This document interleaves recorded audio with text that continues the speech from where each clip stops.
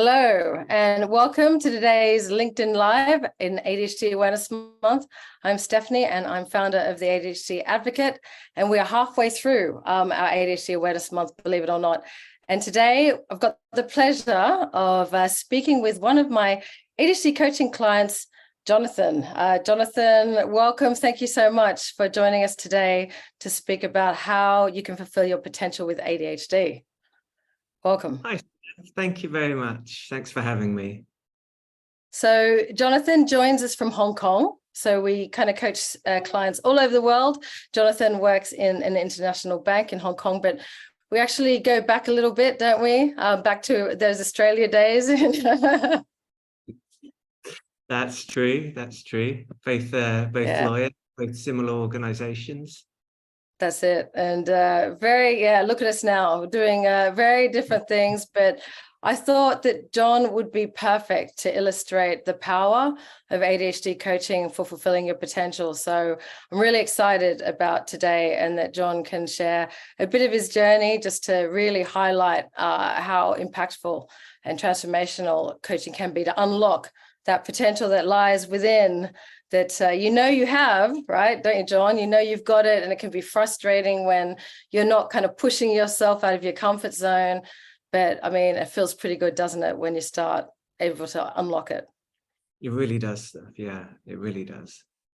Okay, so I guess we'll start at the beginning. So John, when were you diagnosed with ADHD? A bit about your journey. I was first diagnosed back in May 22 by a psychiatrist in London, and that was re-diagnosed in August 22 as ADHD combined with autistic traits. Although there have been suspicions based on my family history for some time, it was essentially just confirmed about a year and a half ago. And right. I had all sorts of interviews and tests and quizzes, and they looked at my school reports from 8 through 18, which was always entertaining to reread those. Yeah. What kind of comments were on those reports, John? There's usually a theme, isn't there? That kind of.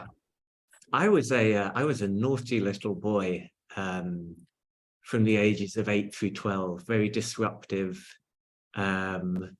A lot of potential, a very hyperactive mind and hyperactive body, and in trouble a bit, but generally people recognized the potential, but said I had to just focus more, concentrate more. That tended to happen after 12, but for a few years I was a troublemaker. That's quite a common narrative. I remember my report's similar thing, and it was always that has so much potential, has so much potential. If only they would kind of stop talking and focus. That was me. Yeah. So, what led you to ADHD coaching? How come you decided to try ADHD coaching to help support your ADHD? It was actually one of the recommendations of the clinical psychologist who I'd been seeing. After she had re-diagnosed me, she suggested a number of things, one of which was ADHD coaching. Now, I actually wasn't aware it was a thing. I was aware of life coaching, but I didn't realize that there were specific coaches for people with ADHD. So I then did some research into that. Your name popped up, and I realized that we had a very similar background. I saw some of the interviews you had done with, I think, the Law Society of New South Wales, among others. And I realized we'd actually worked for a couple of the same organizations. I thought, well, this is probably has the potential to be a good match. Then we reached out, and it all went from there. Yeah, it's been quite a journey, hasn't it? I mean, what kind of things, though, specifically were you hoping to kind of overcome with ADHD coaching? What were you hoping to achieve? Well, that's very interesting you asked that, because what I was hoping to achieve when I started is quite different from what I have achieved a year into it. So at the time, I was going through a period of fairly acute anxiety, which had been precipitated by various things, but I really just wanted those symptoms to go. And I thought, well, if I do coaching and it helps, then why not? I mean, in retrospect, I think that was, probably an incorrect assumption.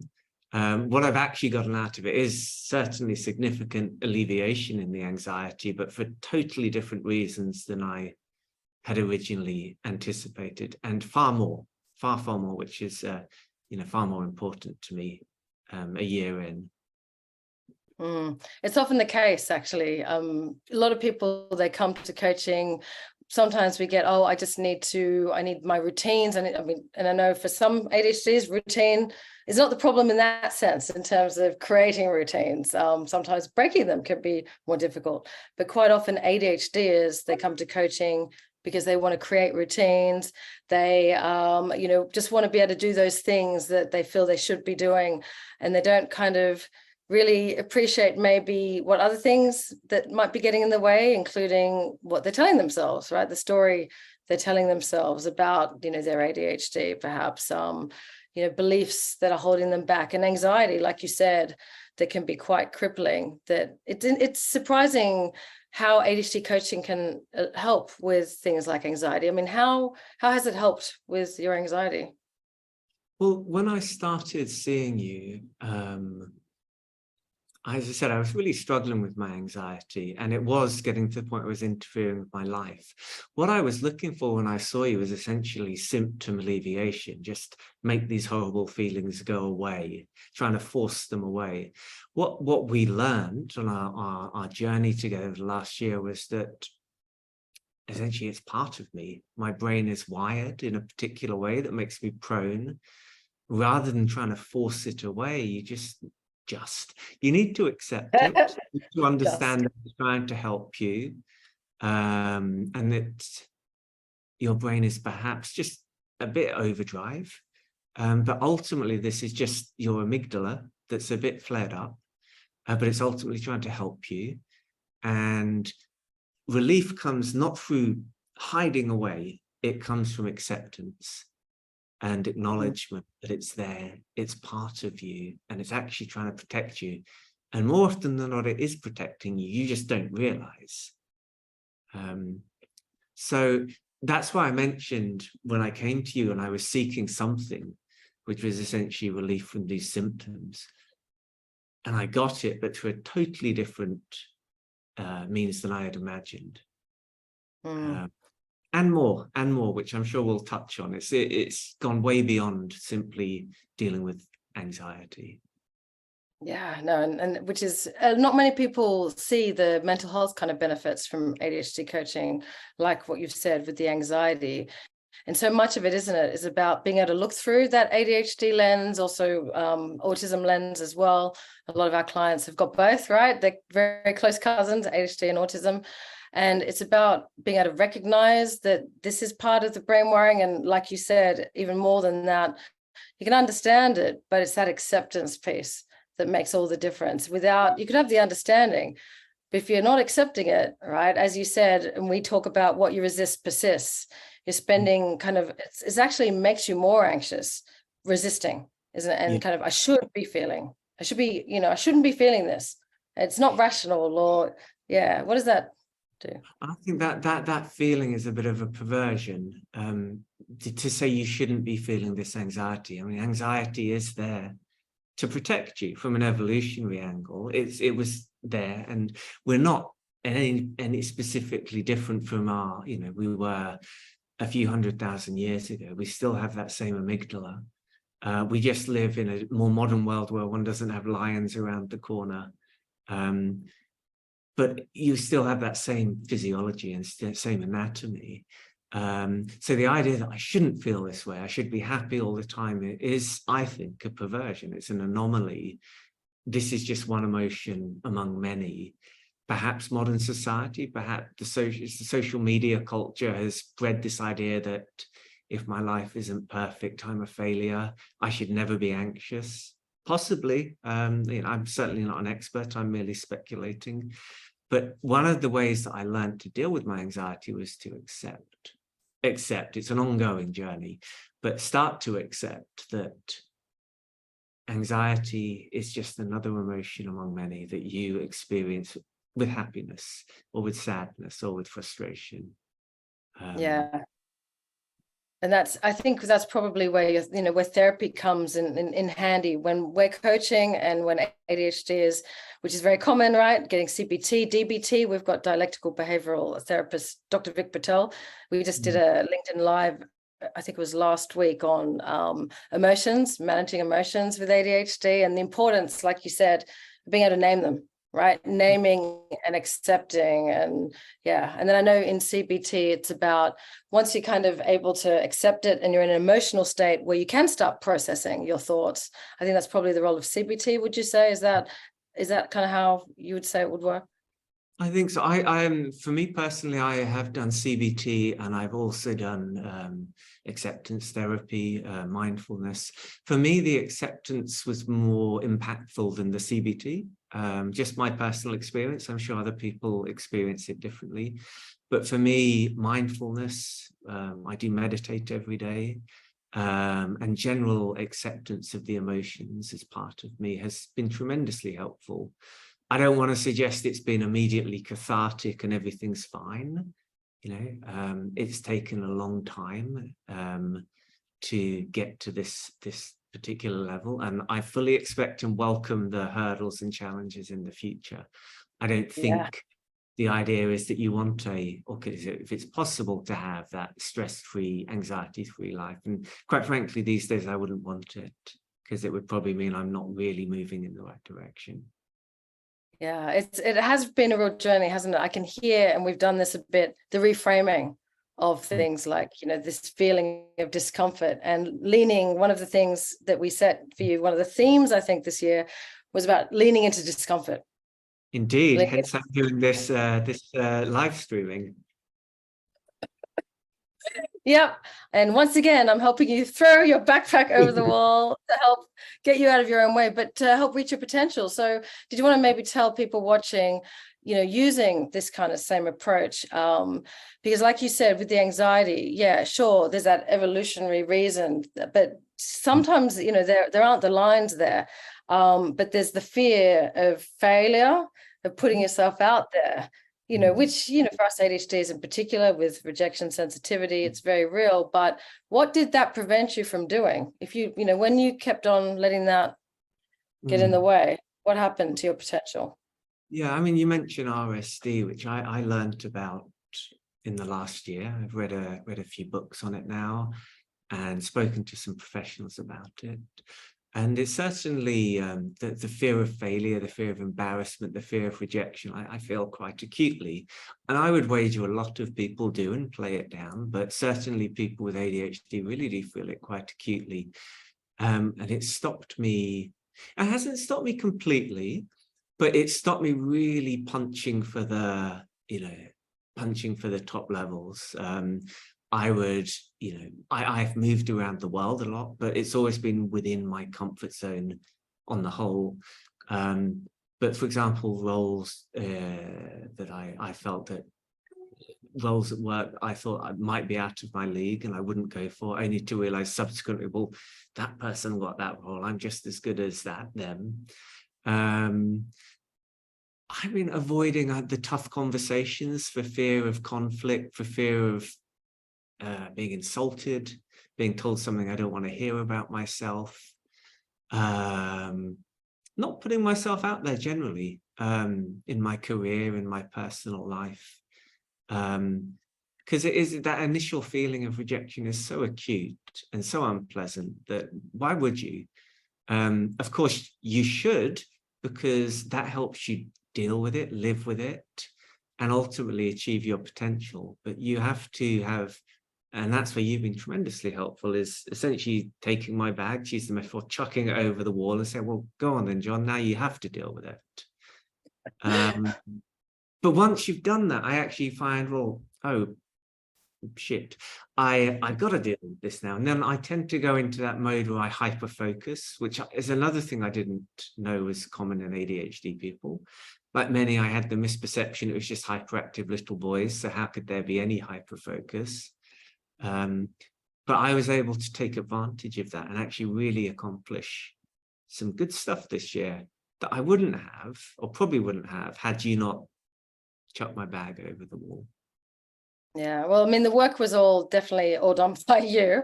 As coach, it was just helping you kind of get clearer about what it is you actually wanted, right? And then kind of talking out kind of what were the things that were getting in the way of that, and talking the RSD out, really, and the anxiety, all that work and reframing. We talked about what was at stake. Remember that exercise we did about how you'd feel if you didn't try, if you hadn't have achieved these things. Do you remember that exercise? I do. It's still, I still have a sticker up on my fridge that reminds me what is at stake, and to push through and to lean into that discomfort, and to, if something seems too comfortable, then it probably is. And a bit of pain, it's not a bad thing within reason. Because when I do go into that hyper focus mode, I can just shut everything out, and I have to be mindful of that. Loved ones who depend on me, and I have had a tendency just to focus to their exclusion. So many ADHDers, the burnout, right? That's the thing. It's a bit of a balance, don't we, that we have to achieve, because helping you achieve that potential means, you're creating stretch goals. You are kind of pushing yourself out there. You are kind of maybe not so much doing more, but you're refocusing your attention on these, towards these other goals. And it does take more time. It's probably a bit of anxiety invoking, and you've got to balance it, don't you, between, well, hang on, right? I need some more self-care. And we did in coaching. I mean, you've been incredible in terms of carving out space, like the Sunday kind of no phone. Yeah. You've done all that. Yeah. I mean, I think for the longest time of my life, I've either been 100% or 0%.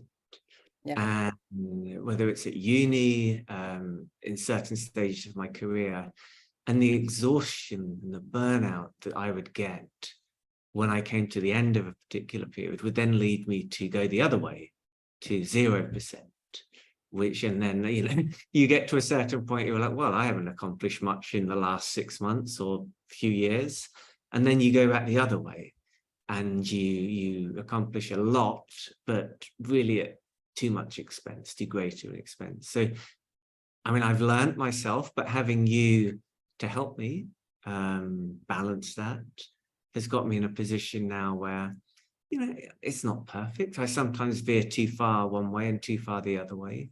I know the warning signs, and I know what I can do to alleviate, whether it's one way or the other, whether I've been putting my feet up too much or pushing myself too hard.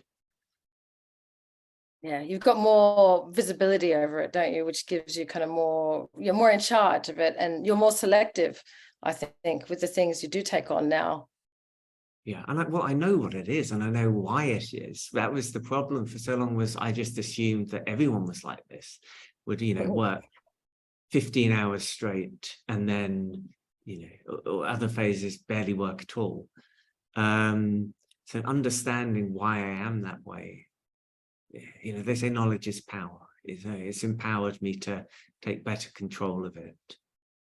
Yeah, and with that power, so I guess sharing with everyone, what have you achieved whilst you've been coaching? Because you've achieved some pretty incredible things, which is why, one of the big reasons, obviously, why I've got you to speak today on achieving your potential. So would you like to share kind of the things you've achieved?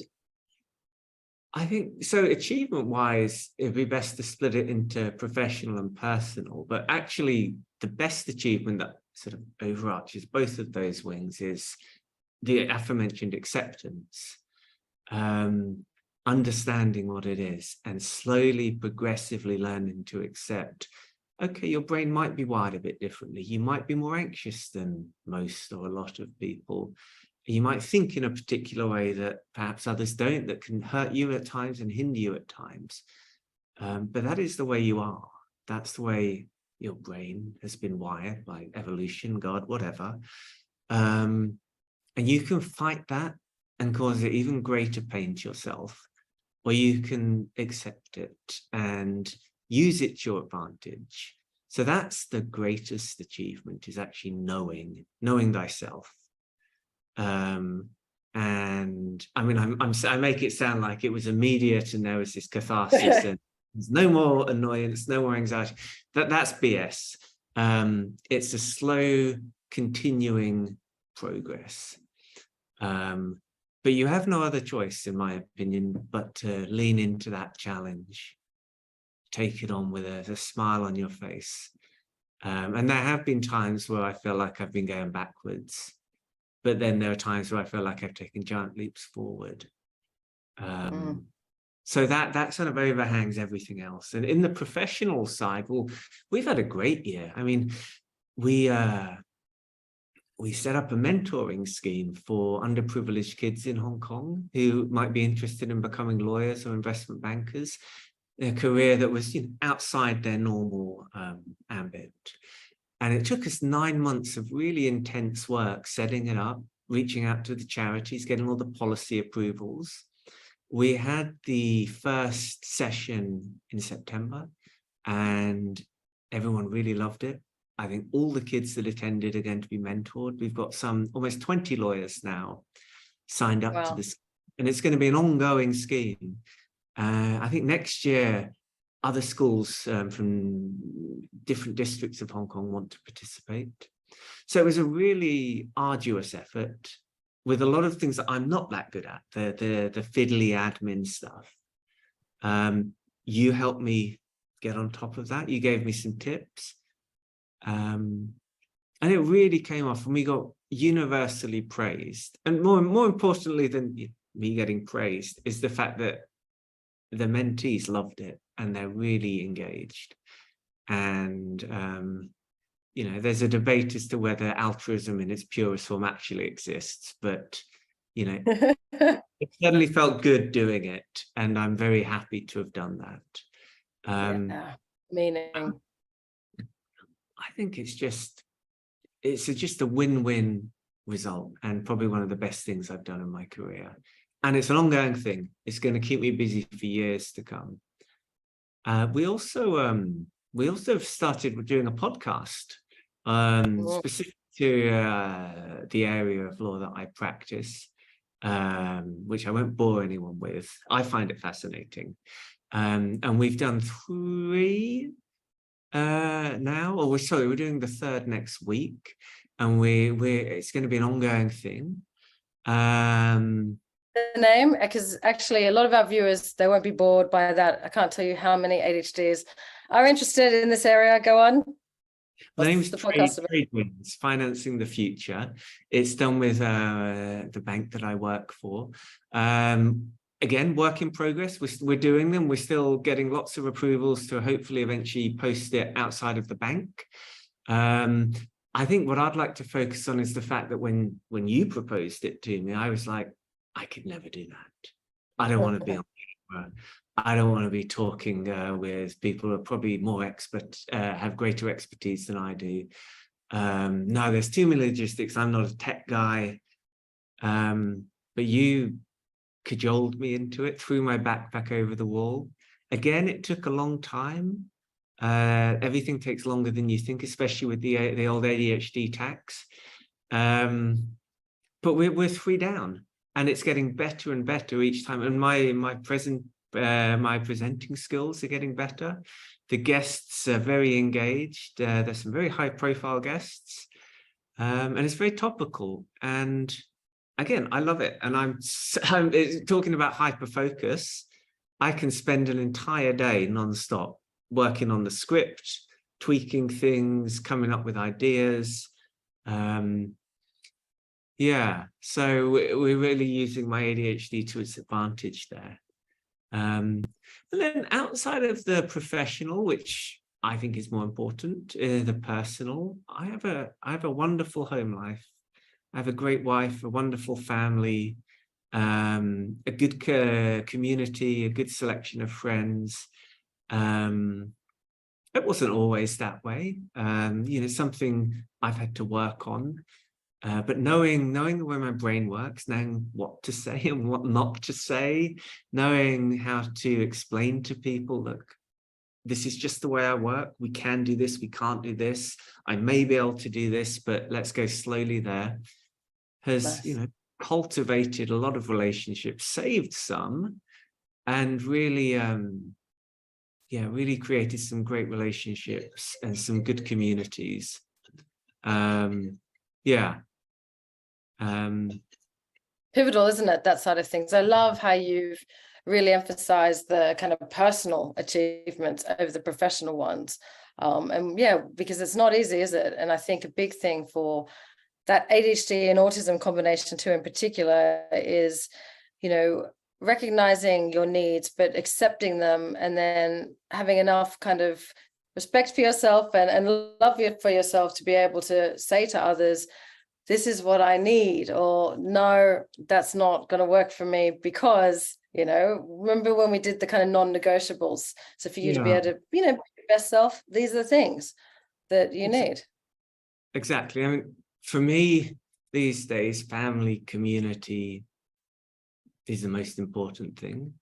And then, you know, career it follows that closely. And they're all very important to me, but family and community is top priority. And so, you know, just understanding how to not just cope, but really thrive as an ADHDer in that environment. I do think, fairly or unfairly, it doesn't really matter, that people who are neurodivergent do get mischaracterized by neurotypical people, and generally at large. It can be hurtful to hear those things about yourself, whether it's you're arrogant, you're withdrawn, you're, you know, too proud. It's not reflective of the actual underlying emotion. But you have to understand that that's maybe how you come off to certain people, and how you can avoid that, and where it's happened to address that. So that's not easy.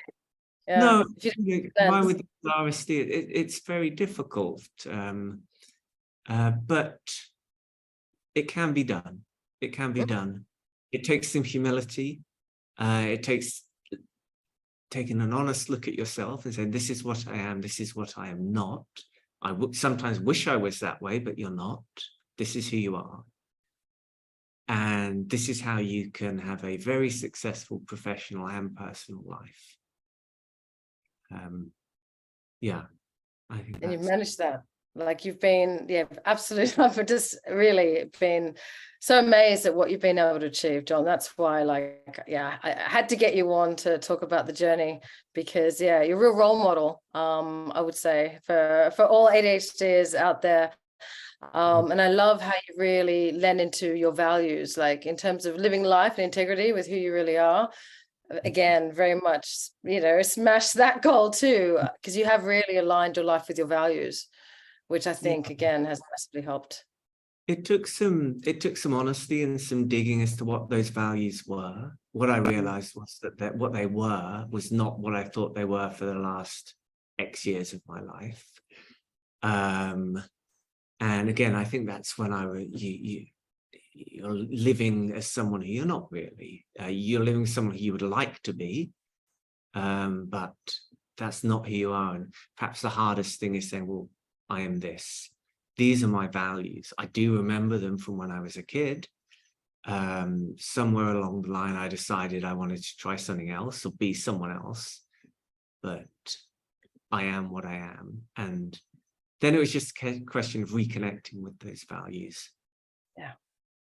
Which hopefully coaching, kind of bringing these things inside and in mind, and kind of checking in, are those goals aligned with those values? When we talked about prioritizing things, kind of going back to those values, which kind of helps keep you kind of on track. So just finishing up, I was going to ask, do you think you would have achieved the things you've achieved without the coaching? And just kind of what message, what do you want people to know about ADHD coaching? So that first was a hard question, because I want to answer it honestly and not just spout platitudes. You've been great, don't get me wrong. All the great things in my life have started with a spark of fear, a spark of interest, a spark of whatever, and then I go into hyper-focus mode. Now, there haven't been that many, a amazing achievements. I mean, there have been significant ones, but that's how they start. The problem is that what would happen is there'd be the spark, and then I'd lose interest, or I'd hyper-focus for a certain period. It's only when my back's really up against the wall, like, what are you going to do for a career? You know, I had no one there to help me, really. No one's going to provide for me. You've got to provide for yourself. What are you going to do? I'm like, oh shit, I've really got to do something here. Those type of situations where I was able to do it for myself. But a lot of times when you get a bit too comfortable, you kind of lose that that fear, or that ignition. What coaching did was, you threw my backpack over the wall. You forced me to do it in ways that perhaps I wouldn't have, unless there was some really acute fear or some sort of something that I couldn't get out of. So you've done that a lot. So what's happened is that in the last year, I've done things that probably would have done in the last, I don't know, 5, 6, 10 years. Simply because you've created that situation where, oh my gosh, I have to do this, and there's no backing out. Okay, fine. And then I just go hyper focus mode, and it kind of amazed myself as to what, you know, my team have done. So I think simple answer to a complex question is probably not. And that's a large part to coaching. The advice I would give to anyone else who has had this diagnosis is, coaching is tremendously helpful. I think, I mean, I personally have moved away from being independent to more interdependent. I have a larger set of people, whether it's my wife, my community, my family, yourself, who I am interdependent with. So I give, I take, they give, they take. And I used to always think I was very comfortable being independent, but that's because I was playing a low stakes game. When the stakes go up, I need that interdependence. And that's what's helped me, you know, accomplish what I think are pretty significant things. To other people, they may not be, but to me, they are. The idea of, you know, having a decent career, having set up mentoring schemes, having got a really good family life now, and being part of quite a few different communities that I'm, you know, active and contribute to. And for me, this is just the start. You know, I've spent 30x years of my life living that other way, most of my adult life. I'm just scratching the surface now. And so with ongoing coaching and just with the knowledge, you know, of what it is, what you are, it does give you power to do what you want, to change from how you were if you want to, and to accomplish great things. And as I said, I feel like I'm at the start of this journey, and fully intend to, you know, lean into the discomfort, the pain, which there will be. You must accept that, the anxiety, but with the knowledge that at the end of that, there's some great achievements and great challenges to be faced. And, you know, try and do it with a smile on your face, because life is quite tough. You will have to deal with all sorts of demons and trolls. And if you can do that while smiling, you know, when the good times come around, you get to enjoy them even more. My philosophy. Well, it works. It's absolutely working. You really are like smashing it out of the park on all levels. But most of all, it's, you know, being, you know, the man who you know you are, and want to be that family man, the man that's really making a difference to his community, to his family.